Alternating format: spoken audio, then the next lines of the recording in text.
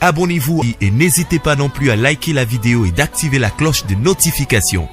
Voilà, comme ça, c'est parti.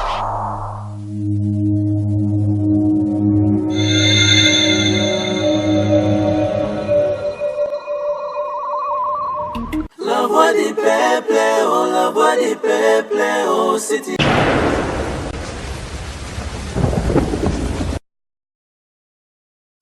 Salut chers amis téléspectateurs, très heureux de vous savoir nombreux devant vos postes téléviseurs à travers le monde pour suivre votre émission Sacerdoce et Rataraté Nakati chaîne Abino La Voix du Peuple.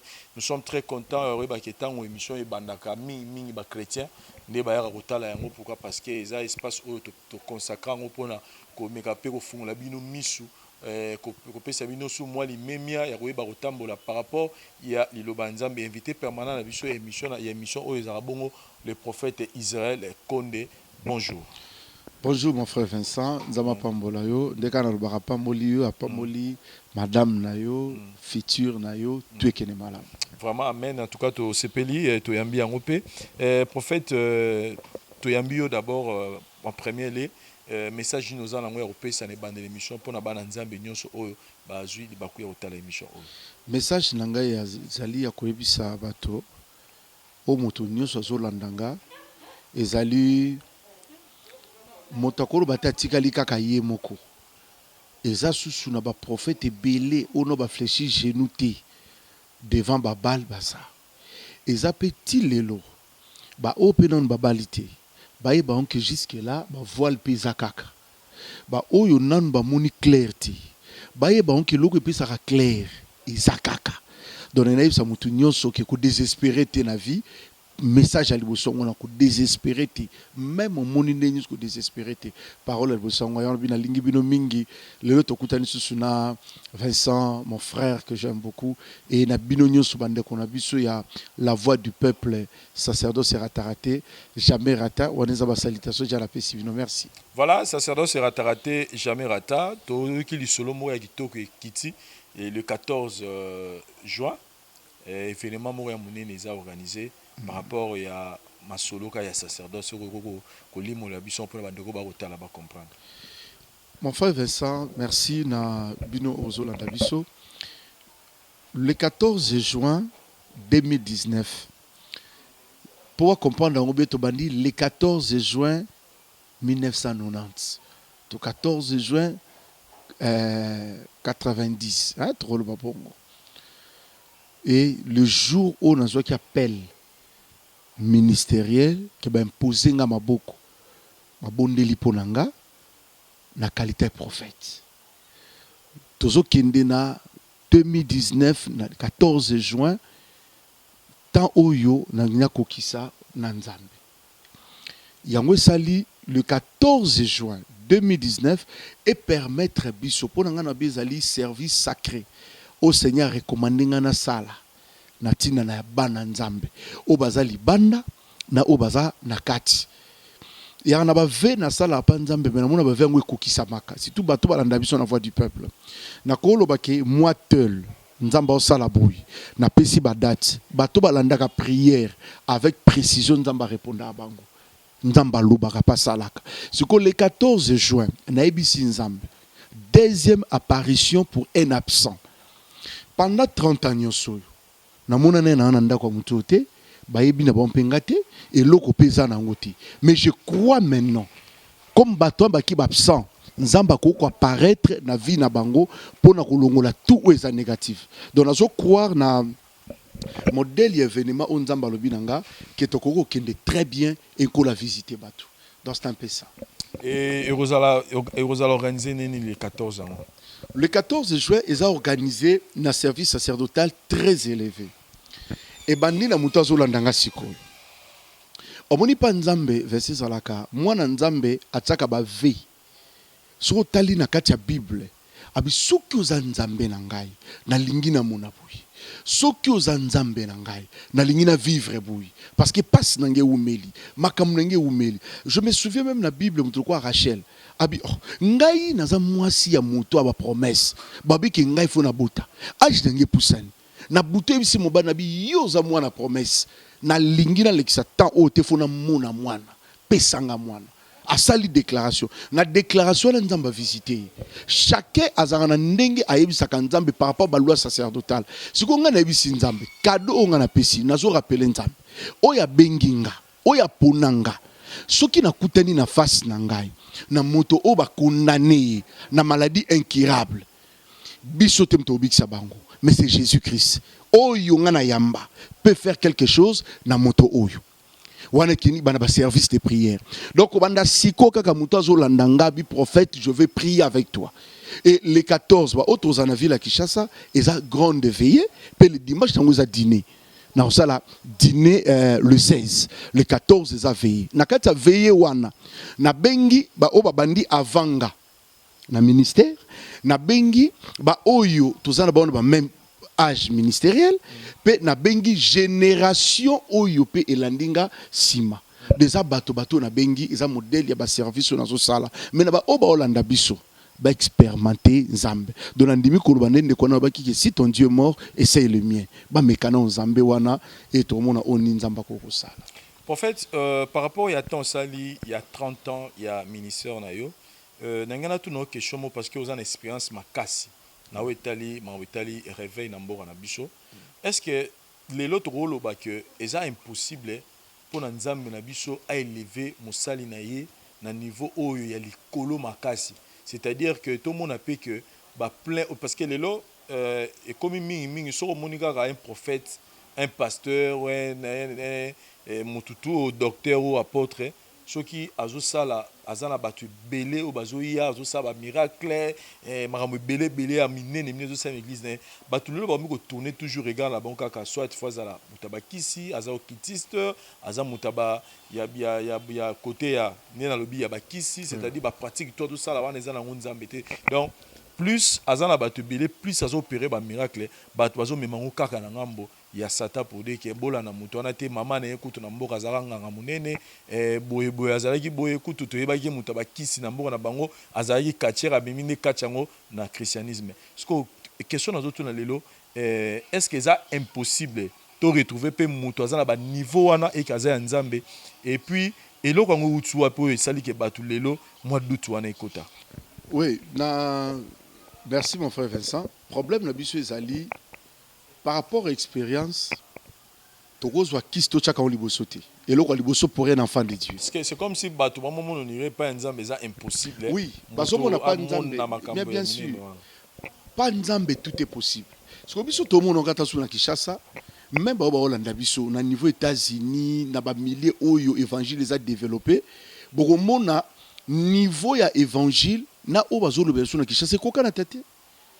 Biso ba plein ozomona na toi kana si mais soko tali par rapport ba mboka mususu au quartier kombo ya kisi toko tchaka onka libosote kombo ya fétiche to tchango libosote parce qu'avec Dieu nous ferons des exploits moto nzamba ko tombola epe makamine nezo sama na vie na e donc lelo jamais to ba ki tel aza élevé ba non ozakisi to botanga ba kombo ba tuto ebi to yebi bango pe biso tuto ebi kana temps ya difficulté na temps moko pasi ngana ebi moko ba ene nanga to vandi penza mutso sanga Israël to sa ndeni to bimi pe to luka li parolia to zongi ngana voyage ka mukena zonga bo moto na kutele loza na Kinshasa mais on dit maté donc pour nanga so to bi kisi ndima nanga te na moni que c'est un homme de Dieu parce que évangile les andeni évangile les ali tant auto sali dans le ministère moment où nous sommes sali dans nzambe et alokola ba massage to zwaka et côté vandi mokolo nzamba nya visiter yo nde kamu sabatu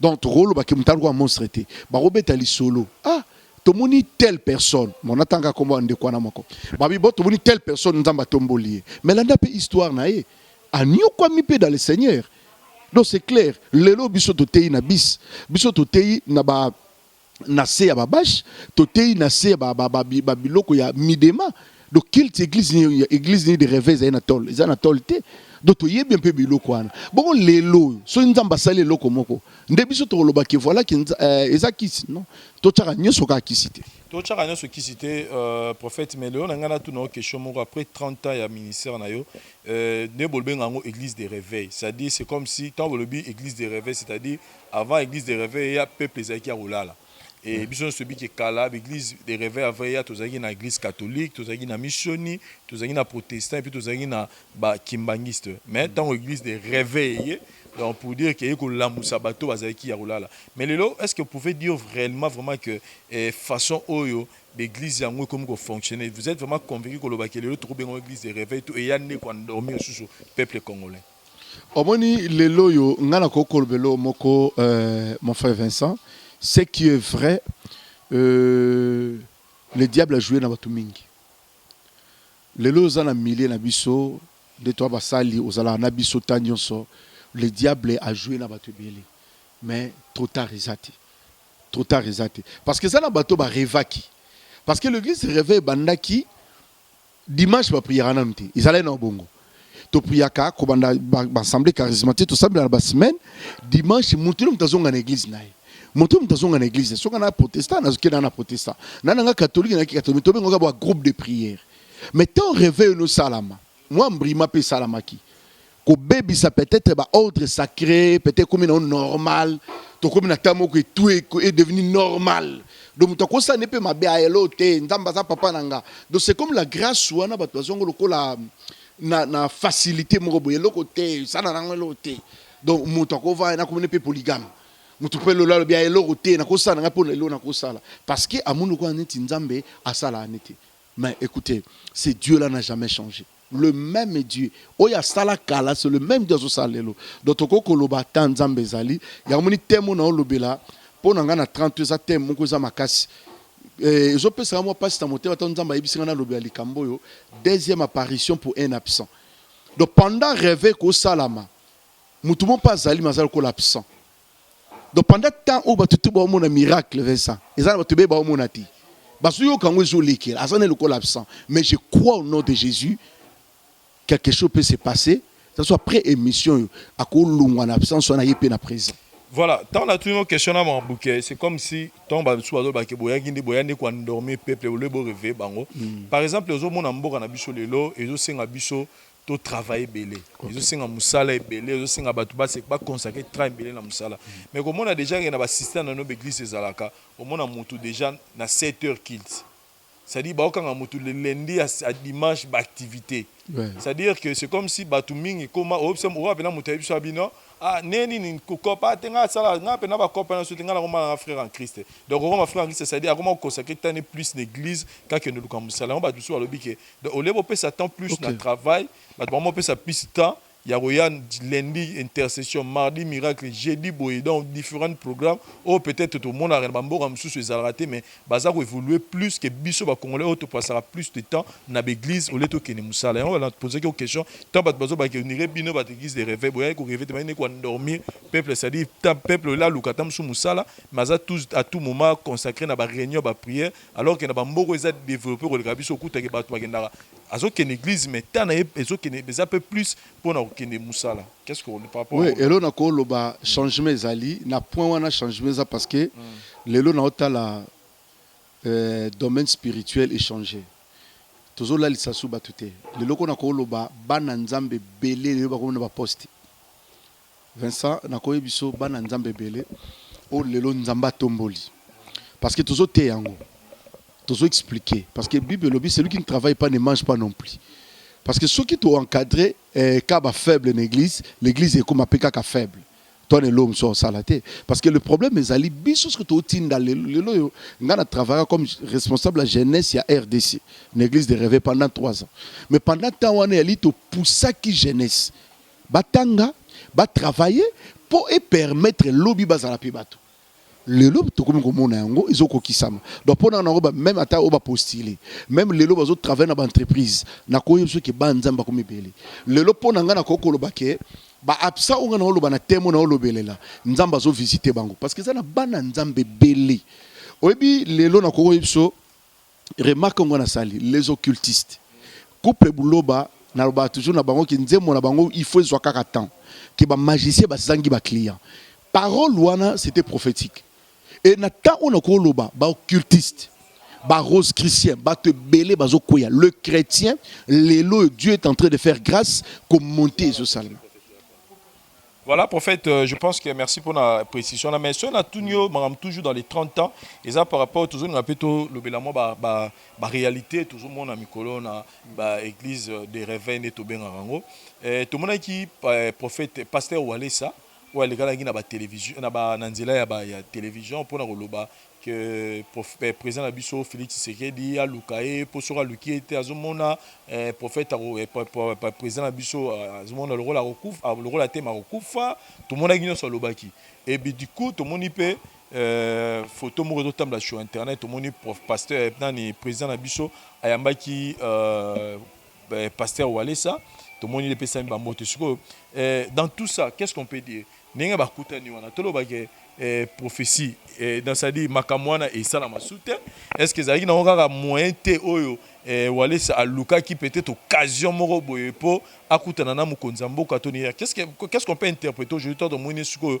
na président ngo donc toloba nini zaki moyen moko aluka qui amona na mukonza mboka toloba nini prophétie suko et au sal masute. Merci mon frère Vincent. Oza sacerdoce sera taraté toloba vérité. Tant toloba vérité on est allé par rapport à la Bible. Parce que le prophète, il faut défendre le ministère au Nzamba Pessi. 30 ans, c'est beaucoup. 30 ans, c'est beaucoup. Moi, à 30 ans, Azana Bana à peine Koko. Donc, c'est clair.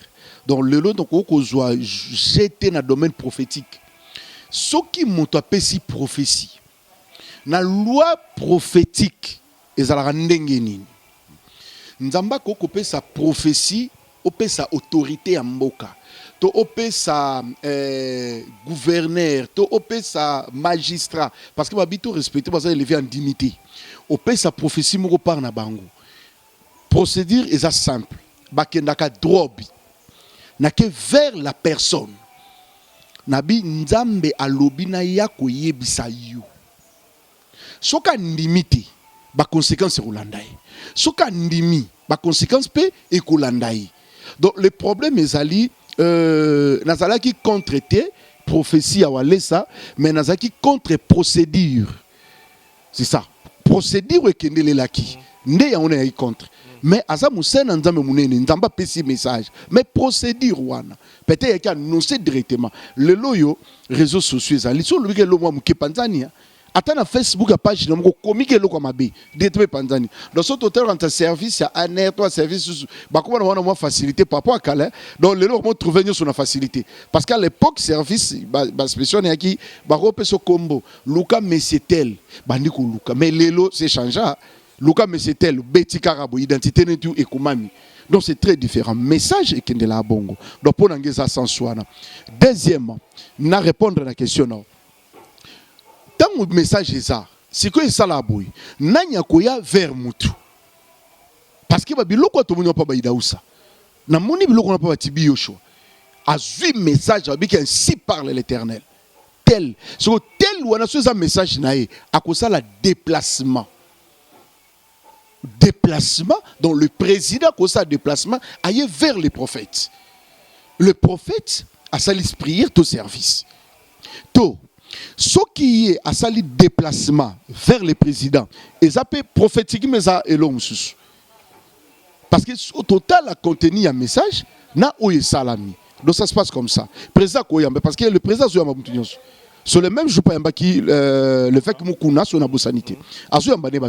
Mais par rapport à l'ainsi dit l'Éternel, et l'eau qu'on a fait au sala un peu attention. Et par rapport à l'enfant, ça un peu très attention. Mais là, tout le monde est sous fac news, tout le monde est tout le monde bazocha photo il y a prophète Mobalobi qui a passé message disant que ceux qui corps il y a papa Etienne et awa quelques jours après mon continent biso mboka a rotika biso 2 jours après ça dit pour na yo nire corps wana nem to précédé nire liwa ya mon continent mboka biso ce ko ba blasphème pour ngana bengo ba blasphème ça dit ba blasphème wana tout autour comment mon konzi ka ko lakela ye makamwa mabe ko lakela ye liwa alors que lilobango nzambe ici biso na Romain que chaque jour na tonto sambelelaka mon continent mboka na biso na batu nyonso ba bengami na dignité ba message wana ya ba liwa ça dit que moni prophète mo ba na tout le monde on internet sur les autres tam na Facebook azolo ba que voilà pour ceux qui encore il y a papa ce tient na Kinshasa après 2 jours mokonzambo ra otika biso tout ça. Maintenant, tozolo ba bino moko ba sala nzamba ngo, besoin na désordre to besoin na ordre na musala na bino ba benga bino. Mon frère Vincent, il y a un lobby ordre prophétique existant. Dans un prophète du ministère. Parce que ça s'appelle un prophète, ou ça a don ya prophétie. Nga ndambe na lobby a lobby na. Mais ils ont un ministère prophétique. Ba joua na ngote. Le ministère prophétique ndamba kopesa yo ainsi dit l'Éternel. Oko kende place wana. Obi lelo na kokoloba. Obi même Bible lobi koloba même a bêté na chambre à coucher pour la mokonzi. Wana zana clair, c'est biblique. Kotanga ta komone ma bêté même la chambre à coucher. Parce que ça protégé la loi ozo la kisake toute autorité vient de Dieu. Et l'homme est bongo. Parce que si tu na sens boy, total yango. Ngana to moni internet que mutazu se permettre à lobby que mokonda rokufa, mokonda za boy. Té. Eza bongo té. Donc, même grand prophète. Non, non. Même le grand prophète Branham. Même le grand prophète. Le problème est Zali Bakenda Drobi. Oui. Nzamba Lobaka. Non, non, non, pas l'internet, je suis contre. Na bandé liango na télévision. Na zo loba. Question sur ngina tuna. Pour dire message on ezala raté que non na monita msou da 2 ans Congo comme 4 à Dubaï que non social les obonga ezala ka pour message. Pourquoi prophétie on va toujours tourner ka ba message négatif. Yango na version na lobby. Deuxième apparition pour un absent, nzamba visiter mutu mokwazana. Prière na ngezaboy. D'abord pour répondre à la question oyo. Tous à la claire dans le domaine prophétique. Parce que la loi prophétique existe. Mais il y a un principe. Bible lobi moko ko na dignité na sunza mabengete parce que so yebi yango bien te. Yebi ngo sela ngo. Au moins même dans l'église na biso. Les leçons des choses à élever. Prophétie to ko pesa. Yeba ko ki ba caméraman baza, ba photographe baza. Na lobby pona mokonzi tel. Non non non non non. Topé sakabango limemia donc mutazo la na pesa on limemia donc on a cause un message na ibni to sera le to lobango pourquoi to bigi msuba image beto tana télévision vous pensez que tokuta na batango te vous pensez que d'autres chefs na mboko tokuta na bonté tokuta naka mais eza ba biloko to yebi kende na message pas mutu niti mutu on se permettre bon pour na benga aux légèreté et ça légèreté donc jamais mokonzi bakendane non parce que mokonzi na ba service so kinde ba yoki yote. Mais que ça le chantage té. Donc il y a le col on a eu message il y a Vincent. Nzamba yebi singa un message négatif pour Vincent. Na yebi lupango Vincent. Na yebi couleur rapporte à Vincent. Na yebi ba collaborateur na yi. Pour na mona on a ba collaborateur. Na e pas ni za tel ni za na ndiko ken malem. Ti message ko komela yo. Ce qui boyi ko yamba message nanga. Ne pas dit que na okene na forme musu sur la télévision pe na ndiko ça va tourner na yebi ça qui a boyité.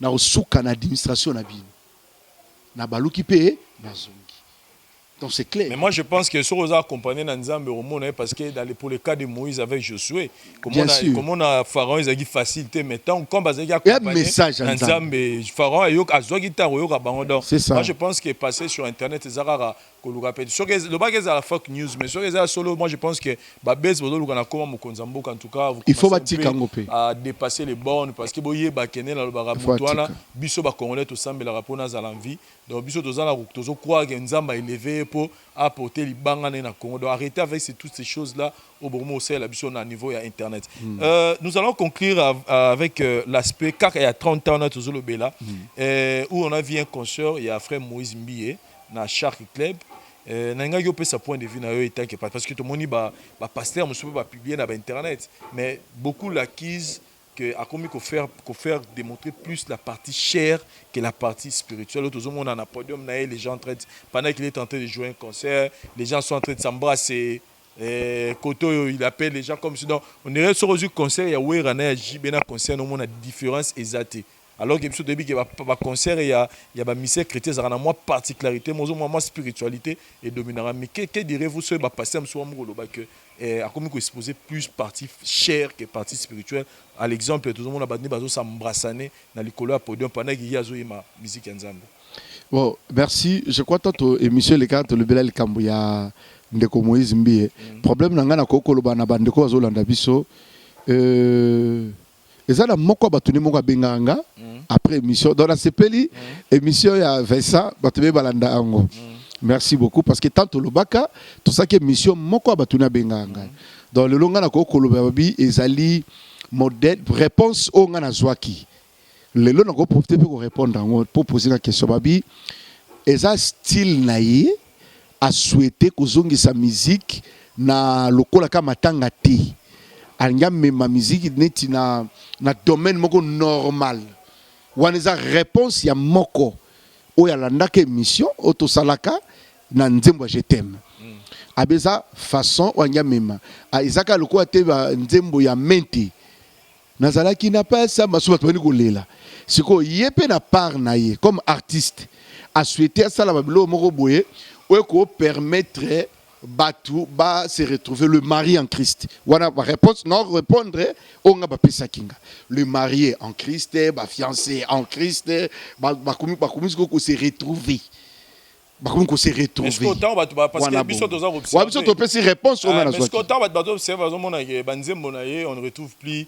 le fond de la parole de Dieu na kati comme na royema manenge moko na ba fali na ba fere et tout le monde même na ba production na ye tout le monde ba bato s'embrasser na ba podium que diriez-vous cause là vraiment sincère tant ba bato so que c'est la partie chère qui commence maintenant à dominer chez les frères Moïse Mbi. Oui, au moins Vincent na répondre on a parti à liboso parce que na bossa même même na téléphone parce que émission na réaction salamaka yamba lobaki. Alors le lopo na ngana ko koloba chacun apparemment mana manière zo kendelela. Mais les loyaux, nous défendre pendant le domaine prophétique. Ou peut-être la kebo, nous avons bengi au prophète. Nous avons tachanga le beaucoup à prophète. Ceux qui ont défendre le domaine prophétique comme il faut, nous avons repambo la paix, batu belé ba repambo la mana Congo, paix na monde. Mais il faut passer un conseil. Non, si qu'on peut ça conseil. Non, qu'on peut ça conseil ni qu'on la qui ça, le spirituel reste le spirituel.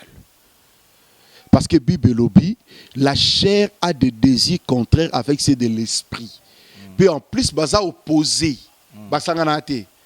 Toko samatu basanganate. Oh, je suis chrétien, mais t'es alate.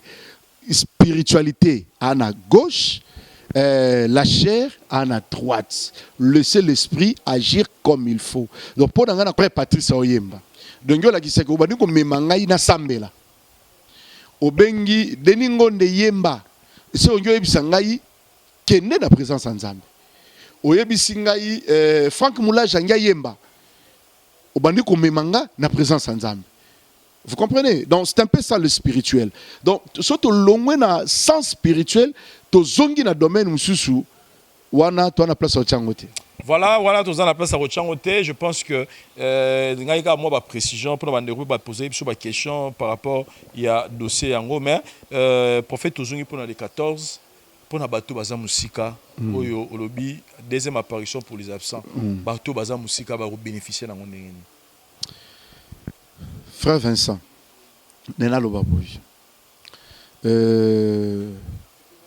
ndenge frère Vincent luka ba sponsor ndenga pe na luki sponsor sponsor na ngai Nzambe me Vincent pona nini bino bo landa biso na sengi bino ka lo moko bokota na komeka Nzambe nanga soki na sela Nzamba solo oya benganga les dieux de la Bible na benga Nzamba Abraham Nzamba Isaac Nzamba Jacob alongolo na citation ozanango parce que message on Nzamba bisinga lobi deuxième apparition pour un absent et nyola ki saboui ngai pe na yebi ke fo Nzamba apparaître na batu mususu Thomas tozoeka na angle mabete Thomas tozoeka na angle mabete je crois loko si to lobango pe na Vincent je crois za kala na misusu to sala pe na yo et batu ba réagisaka mingi koloba boye Thomas tozoe na angle négatif te ngana zo Thomas na angle positif.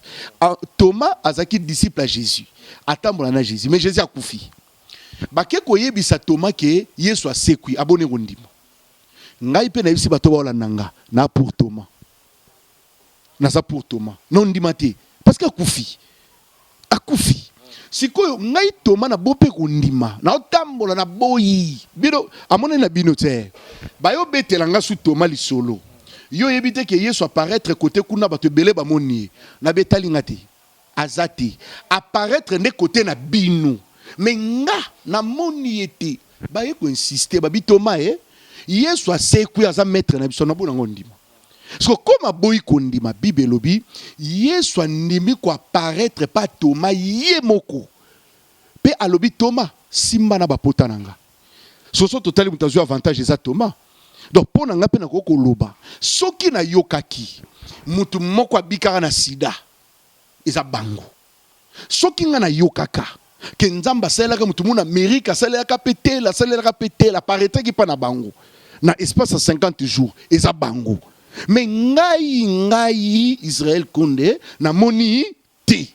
So toi na modèle bato bon ba Hollanda biso. C'est ça mon message. Donc ne ba Hollanda a to pesi no témoignage. Na bada ko botate lelo na boti a biso eloti. Témoignage eza pa na bino. Nga eloko ti. Sko batwana nzamba ebisinga akwa paraître pa na bango avant na célébrer le 14 juin. On a sali grande veillée pour la ville à Kinshasa. Pour la bateau libanda, Tome Kanzambe dans un système. C'est fini. Voilà, c'est très fort. Appelez à ce numéro qui est affiché au bas de l'écran. C'est-à-dire, au lieu de rama solo, pas un bateau. Et puis ça peut passer. Hein? Cette fois-ci, Yomorope, Zala sur témoignage vivant. Appelez à ce numéro, appelez le prophète Israël Konde, expliquez pour le moi nous allons. Et cette fois-ci, Yoni Muto, au sala témoignage d'Nzambe, à Salélio, il y a Minene. Je pense qu'il y a bisu à sous comme message. Ouais, je crois message parce qu'il y a un message de Vanda, qui est très bien. La voix du peuple, cadeau Nabisangwa le 14, tout prier ensemble. Et grâce à Nzambe Sala, membre Nabiso Nyonso, partager message. Tout ça, quand journaliste, ça s'appelle Pembe Nabiso, il peut côté n'a partager message. Tout le monde va partager et permettre Biso de expérimenter parce que c'est biblique. Tant il soit sécuit, à ça là qui 50 jours. Avant matin. Ce qu'on a 50 jours, nous avons apparition. Ce qu'on a eu qui a bimé na masina, n'a pas d'habitude été. So, il paraît en France, tout le monde n'a pas de et puis sur la Belgique, tout le monde était. Souvent, on a le bongo. Et non, au Canada, on a pas bango. Ana Morel, na mon angelote. Donc, tout ça bongo. Et ça, tembe, il y a Thomas, mais mieux peut bien. Tembe, il y a Thomas, mais mieux peut bien. Parce que, moi, exemple, à souka pour comprendre, même dans la Bible.